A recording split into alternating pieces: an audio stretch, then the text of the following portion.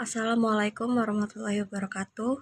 Izin memperkenalkan diri, nama saya Hazawa Jingga Cendana Farwansyah dengan nomor NPM 2421020141. Di sini saya ingin membuat video menjelaskan tentang materi bab 8 sampai bab 14 untuk memenuhi tugas ujian akhir semester di semester 4 ini.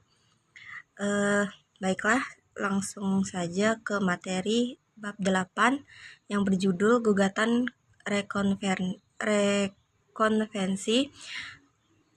Bab ini membahas mengenai gugatan balik yang diajukan oleh tergugat terhadap penggugat dalam suatu perkara yang sedang berjalan. Pengertian gugatan rekonvensi itu adalah gugatan yang diajukan tergugat oleh tergugat sebagai gugatan balasan terhadap gugatan asal yang diajukan penggugat. Tujuannya adalah untuk mengimbangi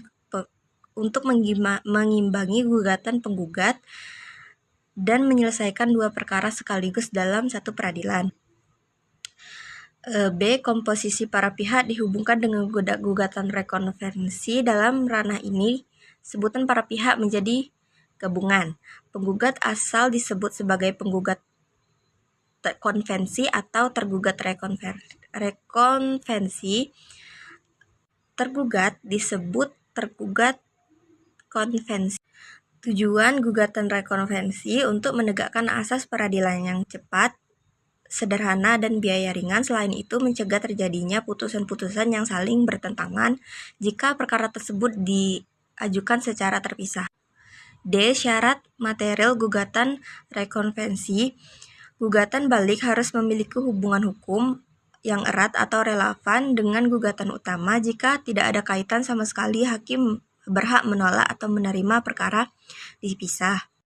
Yang E. Syarat formil harus dirumuskan secara jelas mengenai posita, dasar gugatan, dan petitum atau tuntunan rekonvensi. Format penyusunan harus memenuhi standar surat gugatan pada umumnya. F. Gugatan rekonvensi diajukan bersama-sama. Secara prosedural, gugatan rekonvensi wajib diajukan bersama saat tergugat memberikan jawaban pertama terhadap gugat konvensi. Jika dilewatkan hak rekonvensi dalam perkara tersebut harus gugur.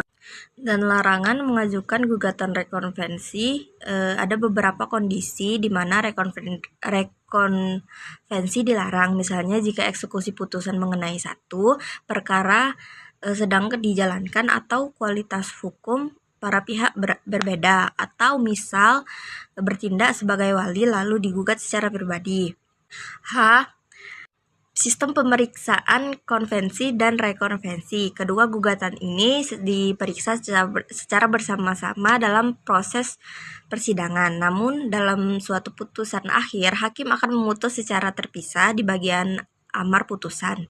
Lalu bab 9 ada penyitaan. Bab ini menjelaskan mengenai tindakan hukum pengadilan untuk mengamankan barang sengketa agar tidak dipindah tangankan oleh pihak yang menguasainya. Yang pengertian penyitaan atau beslak adalah tindakan menempatkan harta kekayaan tergugat atau barang yang disengketakan secara resmi di bawah penjagaan pengadilan. Tujuan penyitaan menjamin agar gugatan penggugat tidak hampa atau ilusoir saat putusan berkekuatan hukum tetap dijatuhkan. Ini mencegah tergugat menyembunyikan, menjual, atau merusak asetnya selama proses sidang. Beberapa prinsip pokok sita hanya dilakukan berdasar permohonan tertulis lisan dari pihak penggugat. Barang yang disita harus milik tergugat atau barang objek sengketa.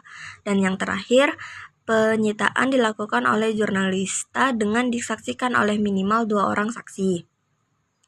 Macam-macam sita itu ada sita jaminan, sita revindikasi, dan sita marital. Yang selanjutnya bab 10, pembuktian. Bab ini paling krusial dalam hukum acara perdata karena disinilah para pihak berjuang untuk meyakinkan hakim. Pembuktian bertujuan hukum memberikan kepastian kepada hakim tentang kebenaran peristiwa atau dalil yang diajukan oleh para pihak.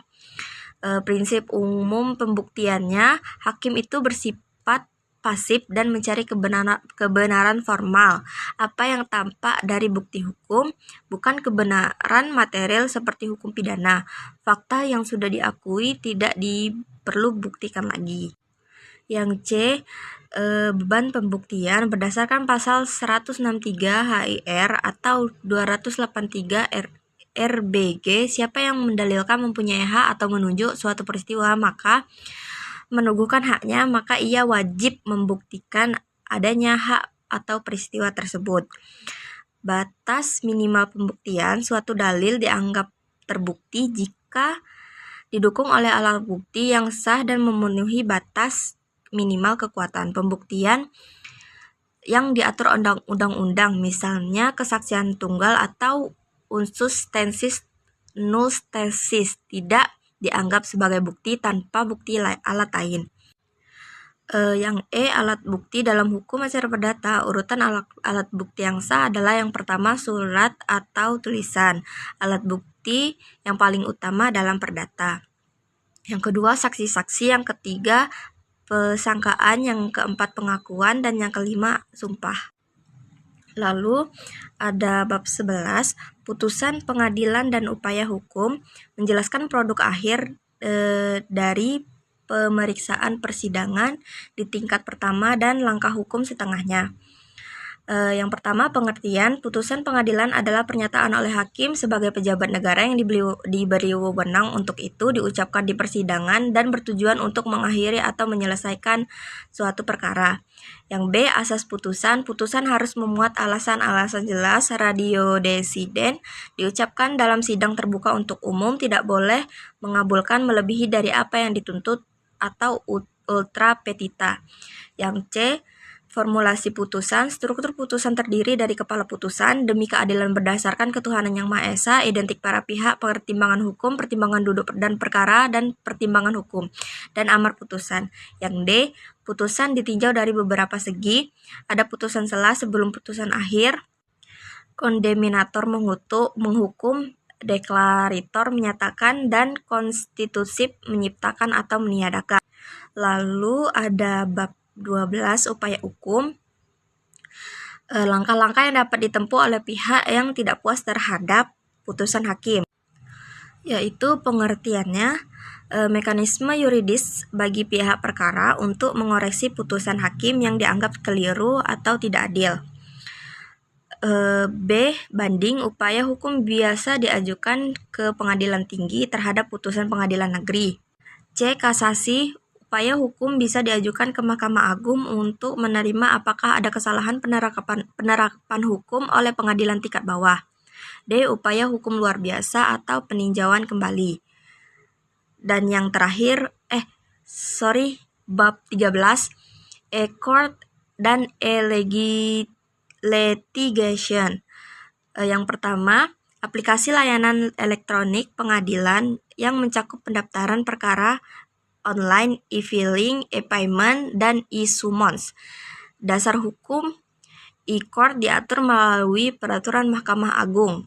C, persidangan secara elektronik. D, court kalendar. E, replik, duplik, dan sistem informasi. F, pemeriksaan saksi ahli melalui media komunikasi audiovisual. Dan yang terakhir, praktik pembuatan dokumen-dokumen persidangan perdata atau bab 14. Sekian untuk ujian akhir semester hukum acara perdata yang diampu oleh dosen Idrus Al-Ghifari. Kurang lebihnya saya mohon maaf, dan kepada Allah saya mohon ampun. Saya akhiri. Ihdinas siratal mustaqim. Allahumma fiqhil aqwamit thariq. Wassalamualaikum warahmatullahi wabarakatuh.